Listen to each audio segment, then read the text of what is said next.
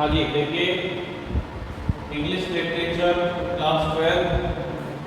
तो ये विषय उन बच्चों के लिए जिन्होंने इंग्लिश 12th में या इंग्लिश लिटरेचर 12th क्लास में लिया है ऑप्शनल सब्जेक्ट के रूप में। तो यहाँ पर हम lecture upon shadow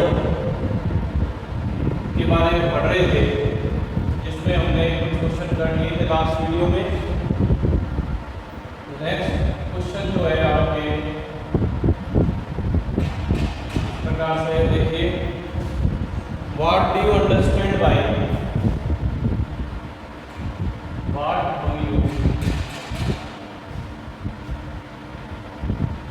understand by westwardly decline।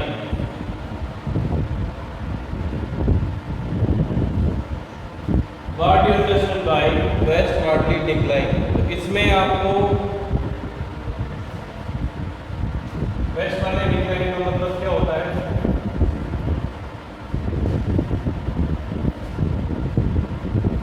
पश्चिमी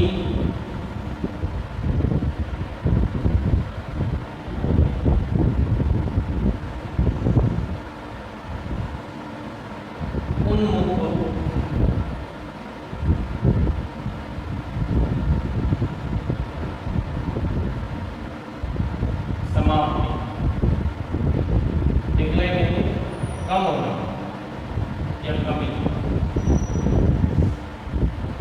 इससे मतलब क्या है कविता में? According to the poet,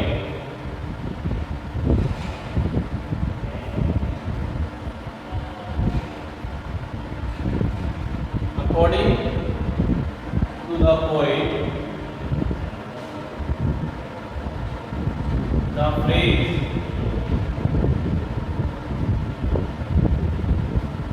westwardly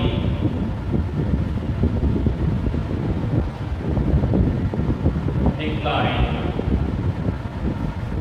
means the confusion between two lovers।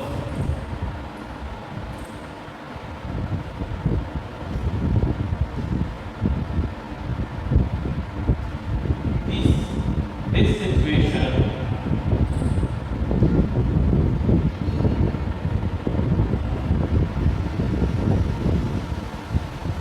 occurs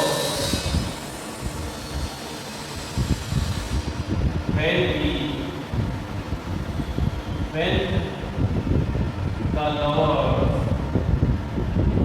live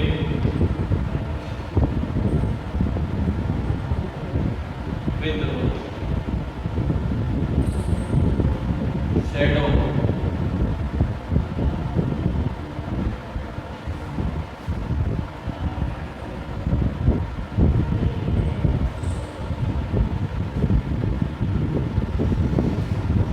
they are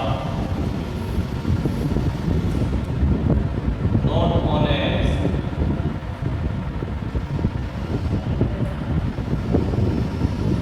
true, they are not honest,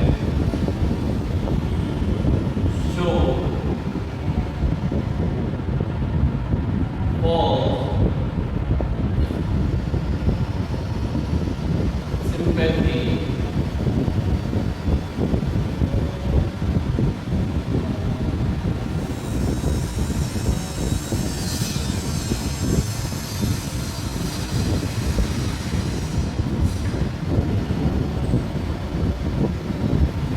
not helpful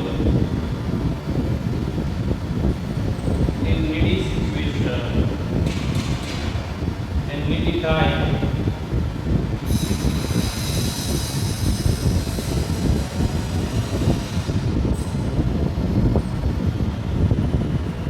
comma, that's why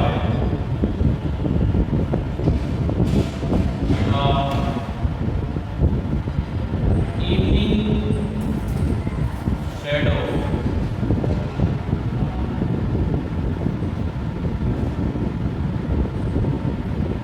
presents itself.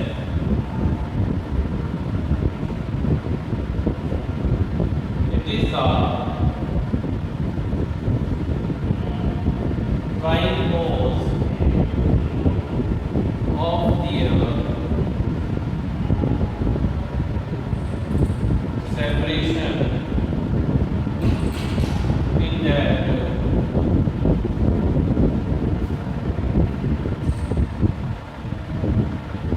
relationship.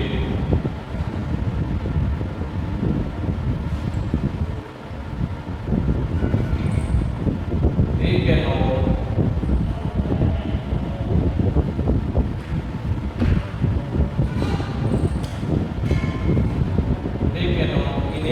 they cannot achieve the height, the highest degree of absolute love. इस answer में वेस्टफॉर्ड decline में क्या समझाया गया है? According to the poet, the phrase Westphalian decline means the confusion between two lovers. क्योंकि दोनों के बीच में confusion है. This situation occurs when the lovers live with shadow. कि ये situation जब उपस्थित होती है, ये जब आती है जब lovers जो है किसके साथ जीते हैं? shadow के साथ. shadow का मतलब आपको पता ही है, नकारात्मकता, अंधकार का प्रतीक है शेडो.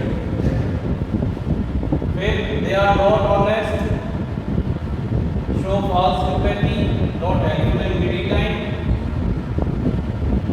क्योंकि वे ईमानदार नहीं हैं और झूठी सिंपैथी दर्शाते हैं, हेल्पफुल नहीं है मिडिल टाइम में, जरूरत के वक्त.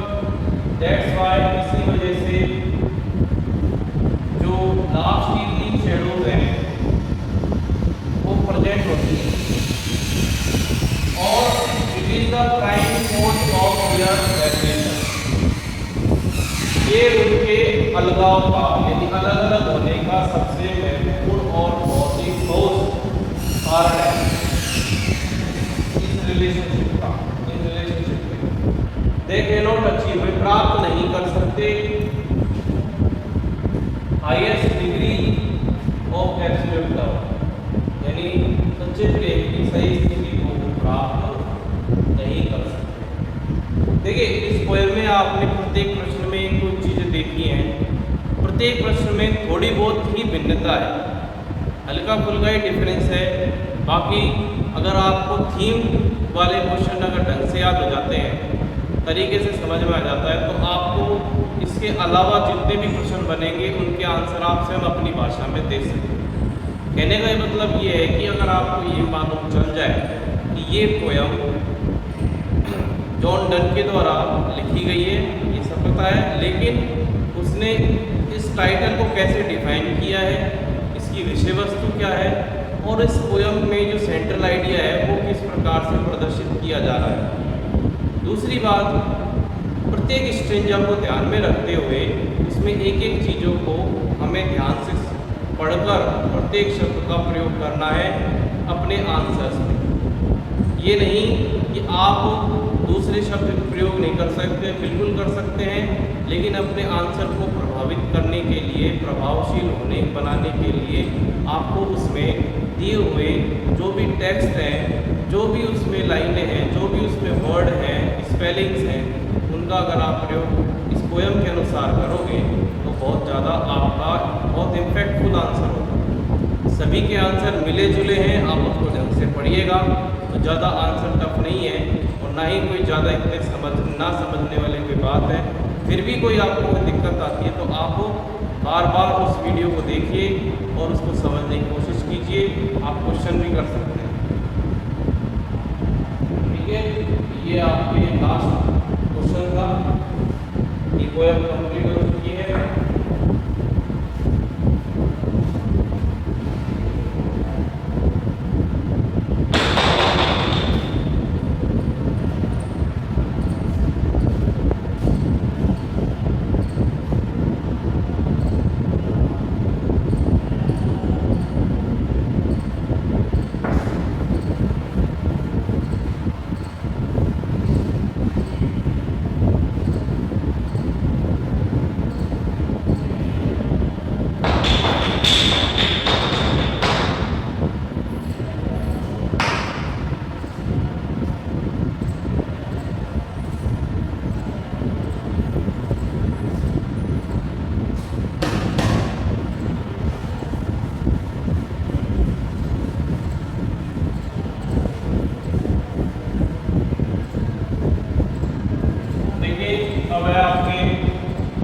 Next poem,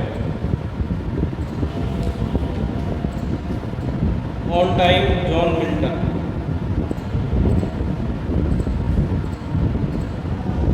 poem number 2, on time, John Milton. ठीक है ना? ये वो मिल्टन नहीं है कहीं आप सोचो कि वो होटल और टिफिन आते हैं मिल्टन के हैं। ये कवि का नाम है जॉन मिल्टन। तो जॉन मिल्टन की ऑन टाइम, सबसे पहले इंट्रोडक्शन।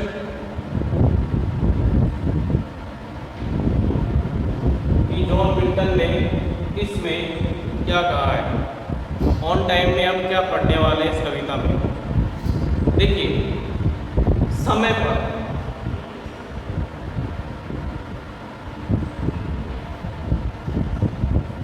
आपको टाइटल से समझ में आ रहा है, इसका सीधा सा अर्थ है समय पर। इसमें ये संदेश देता है कि जो व्यक्ति समय पर अपना कार्य करने में माहिर है, किसी भी तरीके से समय पर वो अपना काम करता है, समय की महत्वता को जानता है, वो ही अपने बलबूते पर अपने जीवन में कुछ कर पाता है। जो समय के अनुसार नहीं बल्कि समय के विपरीत, समय से आगे, औरों से अलग, दुर्लभ तरीके से, विपरीत तरीके से आगे आने की, आगे बढ़ने की मेहनत करता है। क्योंकि मेहनतशील व्यक्तियों के लिए दिन नहीं आता, न रात कुछ होती है, उनके लिए उनका लक्ष्य सर्वोपरि होता है। तो यहाँ पर ऑन टाइम मतलब समय पर, यानी समय से भी आगे जाने की लोग चेष्टा करते हैं, कम समय में अधिक प्राप्त करने की चेष्टा करते हैं, वही लोग मेहनतशील होकर आगे बढ़ने में सफल होते हैं। तो इस कविता का मेन मकसद यही है, हम जैसे रीडर, हम जैसे विद्यार्थियों और सभी जो इसको कविता को पढ़ने में इच्छुक है, उसका सीधा संदेश ये दे रहा है कि आपको कभी कभी अपने जीवन में अधिक से अधिक प्राप्त करने में, कम समय में अधिक उपलब्धियां प्राप्त करने के लिए दिन रात एक करने होते हैं। और दूसरा क्या अर्थ निकलता है, यदि आप या मैं या कोई भी समय को बर्बाद करते हैं तो बाद में जाकर समय हमें बर्बाद कर देता है। ये चीज़, ये विषय वस्तु, ये बात इस कविता में साफ साफ अक्षरों में कही गई है और इसी को हम इस कविता में पढ़ेंगे। देखिए, stranger number first.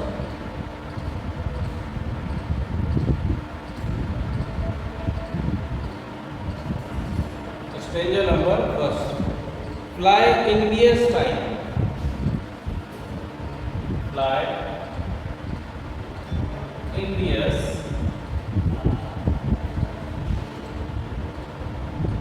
time,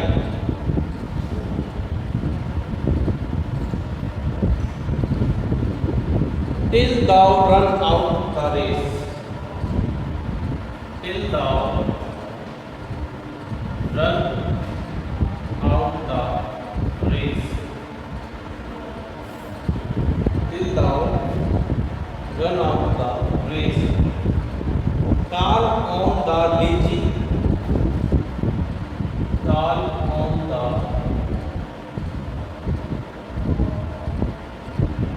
lazy, laden scraping hours,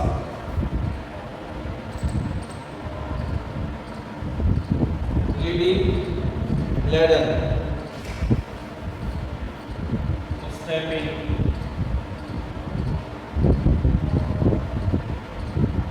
off.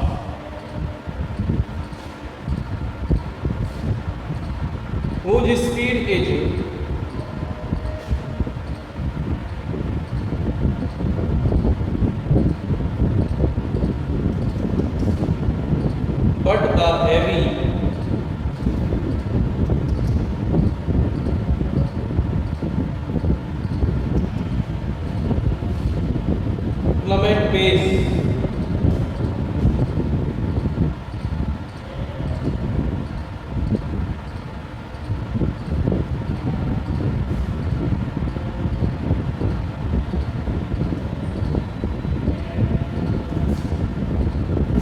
and glut thyself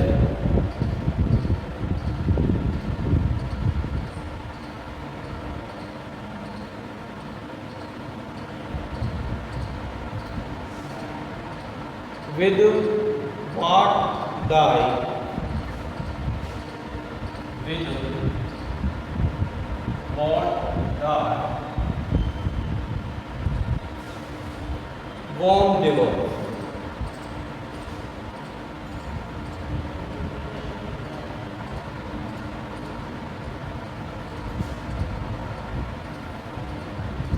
ठीक है, ये इसका फर्स्ट स्टेज है।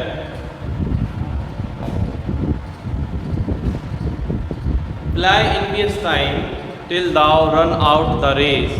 Call on the lazy laden stepping hours, whose speed is but the heavy plummet pace, and glut thyself with what thy womb devours. इस कविता में first stanza में जो धीमे समय है उसको बताया गया है। तो इन्वियस का मतलब होता है ईर्ष्या।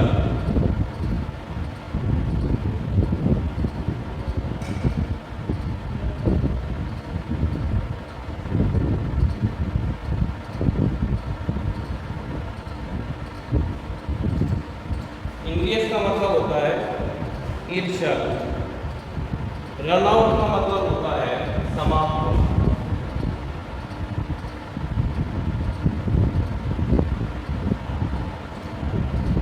रनआउट यानी समाप्त होना। लेडन यानी भारी और धुंधला।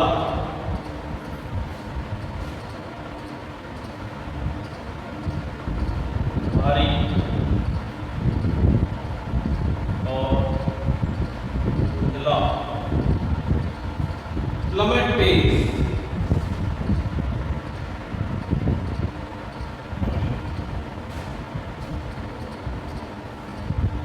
ऊंचे स्तर से नीचे आना।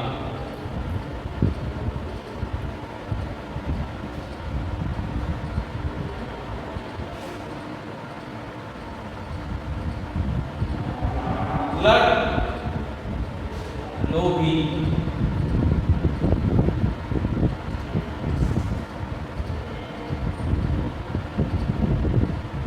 डिवोर यानी निगलना।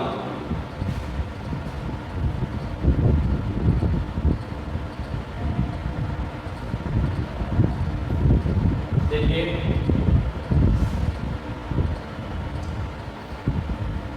फ्लाई यानी उड़ना।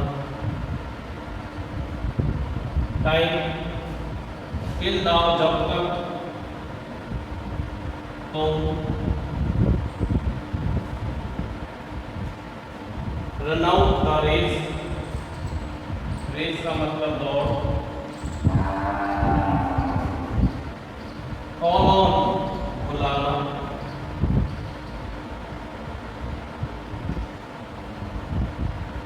लेजी यानी आलसी। लेडन यानी भारी। उतना स्टपिंग यानी कदम। आवर्स यानी घंटे समय।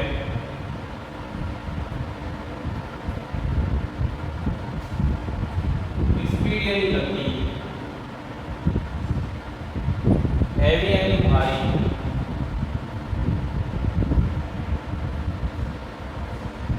गलट लोभी thyself स्वयं। आप स्वयं। with what they devote, whom devote, गर्भ या पेट।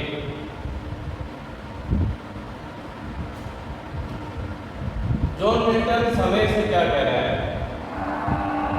कि जो समय धीमे चलता है, तीन तरह का समय होता है। सेकंड का, मिनट का और आवर्स का। सबसे भारी समय आवर्स का होता है, उससे हल्का मिनट्स का, उससे हल्का स्पीड सॉरी सेकंड। तो अगर आप सेकंड के आवर्स के अनुसार चलोगे तो धीरे धीरे पहुंचोगे।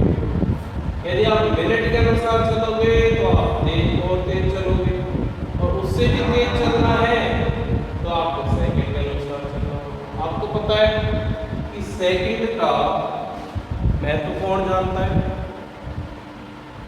सेकंड मिली सेकंड जो रेसर होता है, जो 100 मीटर भागते हैं, 200 मीटर भागते हैं, 1600 मीटर भागते हैं, उनके लिए तो मिनट सेकंड ही सब कुछ होता है। ये ध्यान रखो। इसमें जो ईर्ष्यालु समय है वो ये वाला समय है। कि जो ईर्ष्यालु समय है उससे कहा है कि तुम उड़ जाओ, भाग जाओ, और जब तक आप भागते रहो, दौड़ते रहो, जब तक तुम्हारी रेस समाप्त नहीं हो जाती। यानी ईर्ष्यालु समय से उड़ने जाने खत्म होने की कह रहे हैं, क्योंकि इसकी उपस्थिति में कहते हैं कॉल ऑन द, आप साथ ही साथ उनको भी बुलाओ जो भारी भरकम कदमों से। कौन है वो? आर्ट्स कैसे कंप्लीट होते हैं? अपने भारी कदमों से, आलसी रूपी उनको बुलाओ, उनसे कहो कि तुम जल्दी से उड़ जाओ, यानी जल्दी से समय को पूरा करो, खत्म हो जाओ। दोबारा देखो, उड़ो ईर्ष्यालु समय, यानी जाओ तुम यहाँ से, चले जाओ जब तक तुम अपनी रेस को समाप्त नहीं करो। और अपने साथ साथ उसको भी बुलाओ जो बड़े भारी कदमों से चलता है, और आज बहुत देर से पूरा होता है। क्योंकि यहाँ पर ईर्ष्यालु समय किसको कहा गया?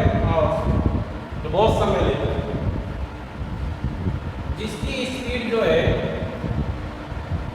कुछ भी नहीं है, लेकिन है कैसी है? भारी है।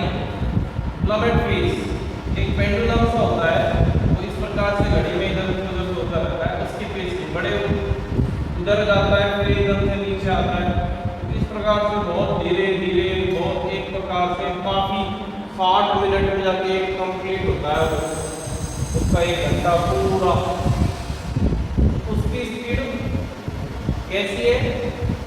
हैवी प्लमेट फेस, जो ऊंचे स्तर से वापस नीचे आता है। और जो व्यक्ति इस प्रकार के समय के लोभी, यानी समय को कुछ नहीं समझते हैं, वो उस प्रकार, या समय को बताया जाए कि ये जो लोभी समय होता है वो पूरी तरह से जाता नहीं है, और अपने साथ साथ पता नहीं क्या क्या अपने पेट में, गर्भ में निकल जाता है, यानी हमारा बहुत सारा समय खर्च कर देता है। अब इसको आप एक पर्सन के तौर पर लें, जो पर्सन आर्ट्स के अनुसार चलेगा वो, उसका समय ईर्ष्यालु होगा और कहेगा कि आप उन व्यक्तियों का पीछा छोड़ दो, उनसे दूर चले जाओ, और उनके अनुसार आप उनका पीछा छोड़ दो, उनका साथ छोड़ दो। क्यों साथ? इसलिए छोड़ दो क्योंकि बड़े भारी कदमों से ये समय पूरा होता है, प्लस जिनकी स्पीड बहुत ही ज़्यादा धीमी है, बड़ी भारी है प्लमेट फेस की तरह। क्योंकि ये इस प्रकार के जो भी व्यक्ति होते हैं ये अपना समय खराब करते हैं, और समय खराब करने से जो भी वो अचीवमेंट ले सकते थे वो समय अनुसार नहीं ले गए, यानी उन्होंने कई सारा समय, कई सारी अपॉर्चुनिटी, बहुत सारे अचीवमेंट्स अपने पेट में समाहित कर लिए, यानी उन्हें अपना बहुत बड़ा नुकसान कर लिया। यानी जो अपने गर्भ में वो बहुत सारी चीज़ें, समय, अपने जो आलसी रूपी समय है उसमें बहुत कुछ खा गया हो। हमारा जो आलस्य है वो हमारे बहुत सारे समय को खा गया, क्योंकि हम किसके अनुसार चल रहे हैं? आर्ट्स के अनुसार।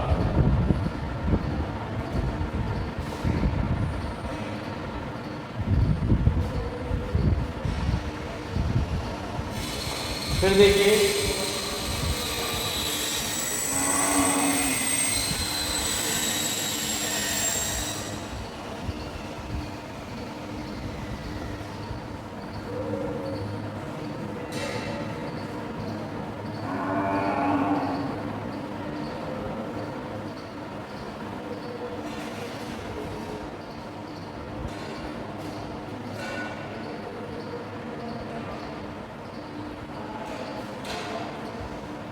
main points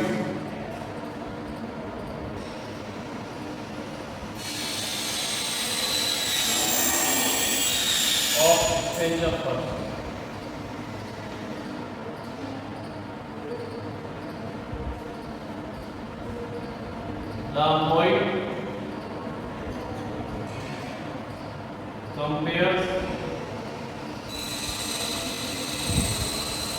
The poet compares the arts with lazy legend.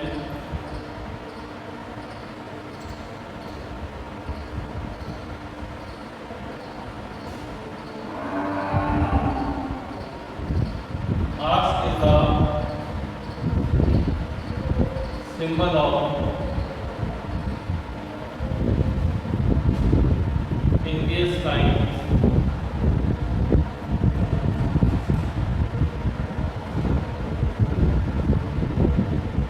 lazy person,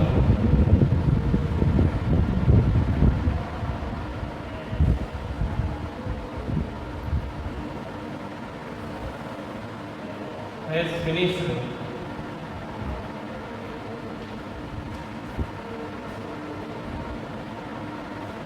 his most of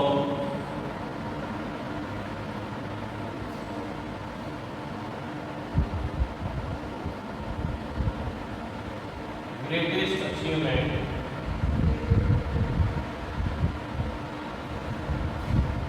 that he would be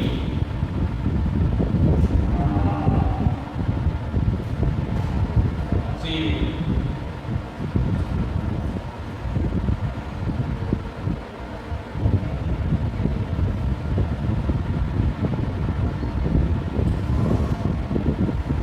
The finished time or arts time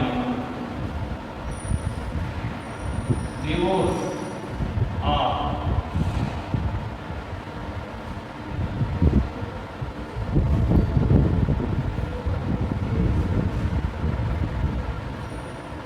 most of divorce are most of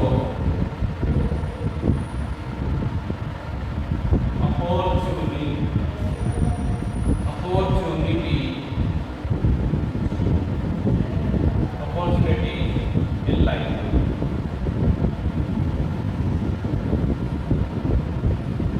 ये 4 point है process tension के। इस प्रकार से है कि the poet compares the arts with lazy legend. यहाँ पर poet arts को lazy legend से कंपेयर करता है। आर्ट्स यहाँ पर एलियंस टाइम का ये समय का ठीक है।